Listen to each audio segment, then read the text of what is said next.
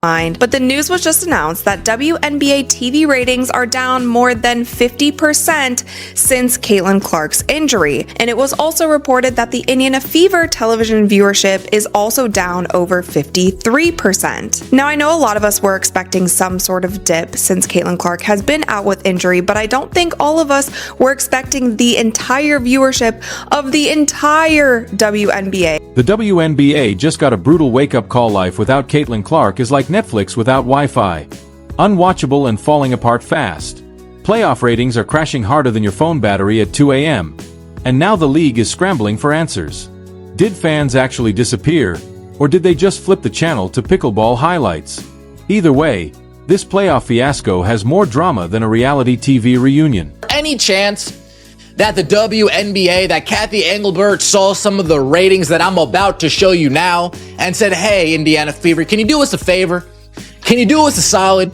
Can you just tease a Caitlin Clark return, kind of boost these up a little bit? Can you just dangle a Caitlin Clark return in front of the fans' faces, try to boost these ratings up a little bit?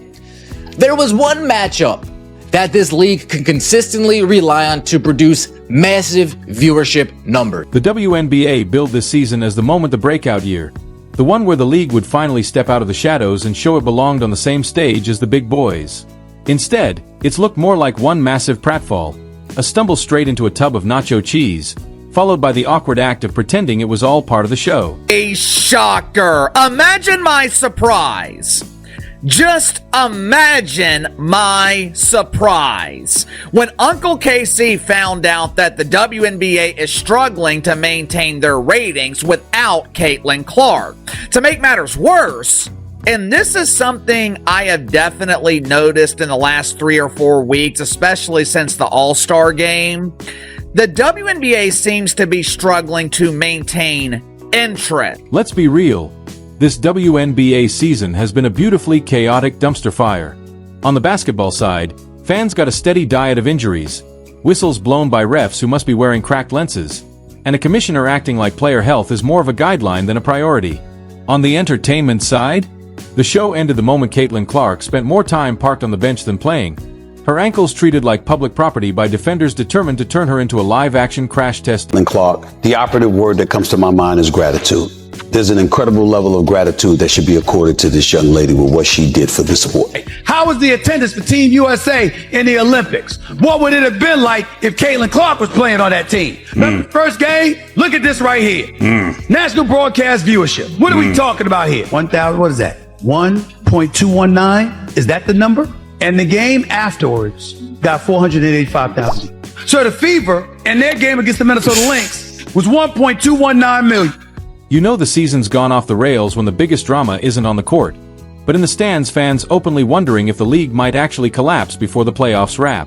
Spoiler, it's still standing, but only thanks to a flimsy strip of duct tape labeled, "Please don't notice how bad this is." NBA's black superstars should thank their lucky stars. For the record ratings, Caitlin Clark is detonating, even if new fans are mostly white fans. It doesn't matter what color eyeballs are. But the other day, I must admit, it hit me like Katie Bell Henderson telling me that's enough. I told myself it's not racist for me to like. And then there's the officiating, if you can even call it that. Half the refs look like they were recruited straight out of a mall food court. One still chewing Sbarro pizza while deciding on a flagrant. Another seems convinced they accidentally signed up to ref a roller derby. Consistency? Somewhere between a magic 8-ball and a fortune cookie. One night, a shove is ignored. The next, someone sneezes too hard and gets tossed. If refs had a stat line this season, it would read, turnovers, 0, bad calls every single possession. WNBA has a problem. And that problem is Caitlin Clark not playing in WNBA games. Now, what all does this affect? The ratings are plummeting. Guys, there's ratings for a couple of these games that are eye-popping. Now let's talk injuries, because this WNBA season has looked less like a professional league and more like an orthopedic surgeon's holiday catalog. Caitlin Clark has spent nearly as much time recovering as she is playing, mostly because defenders treat her like she owes them money. Every drive to the rim feels like a new episode of How Hard Can We Smash Caitlyn Before the Ref Notices? Spoiler: harder than you think. But Clark isn't the only casualty in this basketball apocalypse. You could practically hear the commissioner's office exhale every time another star went down. Oh good, one less problem to manage.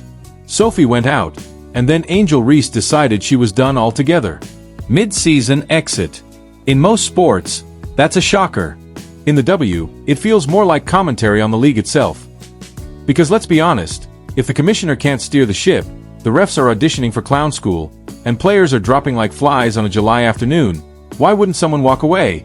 Reese probably figured Instagram was a safer bet than risking another game where she's tackled like she's trying out for the NFL. Trend that the WNBA is excited about. That's a trend that Kathy Engelbert would say, hey, Fever, hey, Lynn Dunn, hey, Kelly, hey, Amber, can you guys start dangling that Caitlin Clark return like you used to do? You know, before Caitlin Clark gave a statement and you guys were hands off. Can you guys, just string them along a little bit more? We want to get these ratings back up. We want to get these numbers. Here's the thing. None of this exists in a vacuum. The WNBA has been begging for years to be taken seriously, to be given the spotlight, to be treated as more than an afterthought. But the league itself hasn't helped its own case. The commissioner acts allergic to player protection, as if enforcing rules and protecting stars is some radical new concept. When Caitlin Clark was healthy, the league's dream was alive. ESPN suddenly pretended to care. SportsCenter actually ran highlights. Twitter users dusted off basketball terms they barely understood. But the moment Clark went down, ratings crashed faster than Angel Reese's interest in finishing the season. Turns out when your marketing plan is one player and your officiating plan is, let her get punched in the face, the outcome isn't exactly shocking. Sure, some fans will say this is just a rough patch, injuries happen, foul calls are part of the game. But this isn't bad luck. It's bad leadership. The commissioner has been sitting back like a substitute teacher who's lost control of the class. Instead of fixing the problems, the league doubled down on ignoring them. Star players dropping out? It's fine. Referees making games unwatchable? Fans will stick around.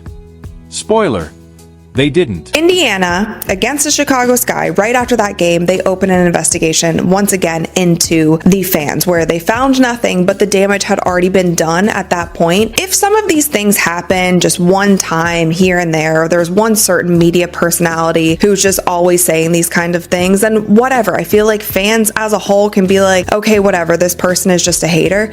But this is something that has happened over and over and over again, and over time, it starts chipping away at how much you're going to actually care and want to support an organization if they continue to do things. And the players who are still standing, they're stuck in games that look less like basketball and more like a mashup of rugby and pro wrestling.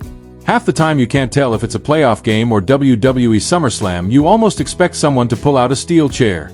Meanwhile, the commissioner is still on camera insisting the league is growing and building momentum. Sure, and I grow taller every time I put on heels. Calling this season growth is like calling a house fire an exciting new lighting design. It's delusional. These women are out there giving everything, even as the system around them collapses. They don't deserve refs who blow whistles like they're at a toddler's birthday party. They don't deserve leadership that treats their health like an optional side quest. And they sure don't deserve a league that markets them when it's convenient and abandons them the second things get hard. Yet here we are, the WNBA season hobbling to the finish line, ratings in freefall, stars sidelined, fans shaking their heads and wondering if the league can even survive another year of this. If this was supposed to be the season of growth, then mission accomplished. It grew into the biggest mess imaginable. Clark thing, man. I mean, it's embarrassing.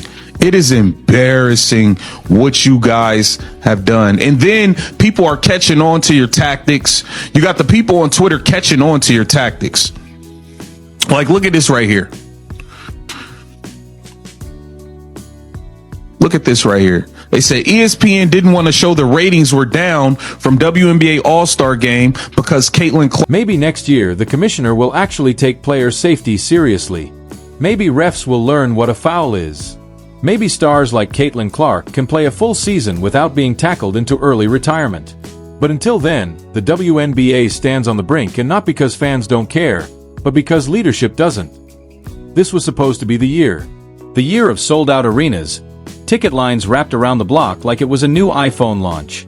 Instead, The reality has been empty seats echoing louder than the referee whistles. Popcorn vendors are sighing into the void, begging anyone to buy a hot dog. Ticket sales look less like momentum and more like a clearance rack at a failing department store. The league insists it's expanding the fan base, while fans expand their Netflix queues instead.